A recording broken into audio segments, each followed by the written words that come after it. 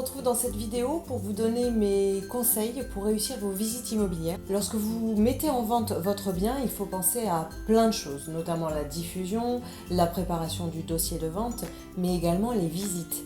Et bien souvent, vous ne savez pas vraiment comment vous y prendre. Quand je dis préparer vos visites, ça veut tout simplement dire préparer votre intérieur et votre extérieur. Ranger, désencombrer, nettoyer, ouvrez les rideaux, les fenêtres, ouvrez les volets également. Mais ouvrez les fenêtres pour aérer la pièce quelques minutes avant, pour aérer les pièces d'ailleurs quelques minutes avant. Préparez votre extérieur si vous avez un jardin. Pensez à tondre la veille ou éventuellement le matin si la visite a lieu l'après-midi. Pensez à ranger. Vous avez bien souvent des jouets d'enfants par exemple qui traînent. Pensez à les ranger. Il faut que l'acheteur sente qu'il peut se projeter dans votre bien.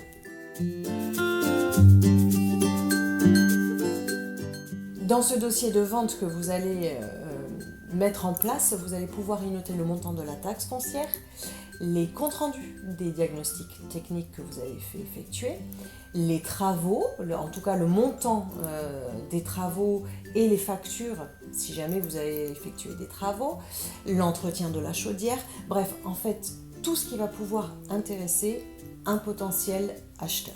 Et le potentiel acquéreur va pouvoir repartir avec un dossier hyper complet qui va lui permettre non seulement de se souvenir de vous, mais aussi de vous rappeler beaucoup plus facilement s'il a des questions ou s'il a besoin de vous faire une proposition d'achat.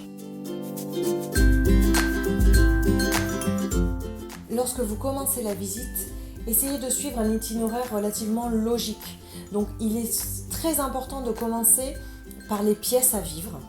Et ensuite, vous allez pouvoir passer à la partie nuit et bien évidemment, vous finirez par le garage ou la cave. Et si j'ai un conseil à vous donner, écoutez bien la personne que vous avez au téléphone. La personne qui va venir visiter va vous donner des informations.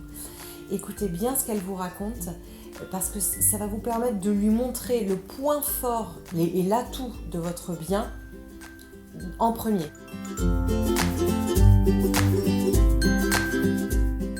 Accompagnez vos acquéreurs, ça veut dire les laisser visiter par eux-mêmes, rester un tout petit peu en retrait, mais restez quand même à leur disposition. N'hésitez pas à leur ouvrir les portes des pièces, à leur ouvrir les portes de placard.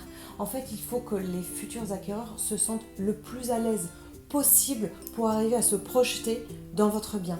Et surtout, accompagnez-les jusqu'au bout.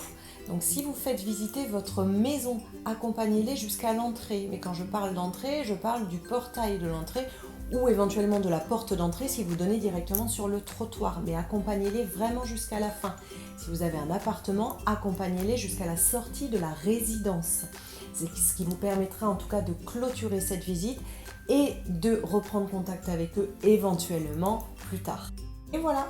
Alors j'espère que ces conseils vous aideront à réussir vos visites immobilières et surtout si vous avez des questions à ce sujet ou autre, ou si vous avez un projet immobilier de vente ou d'achat, n'hésitez surtout pas à me contacter aux coordonnées qui suivent juste après.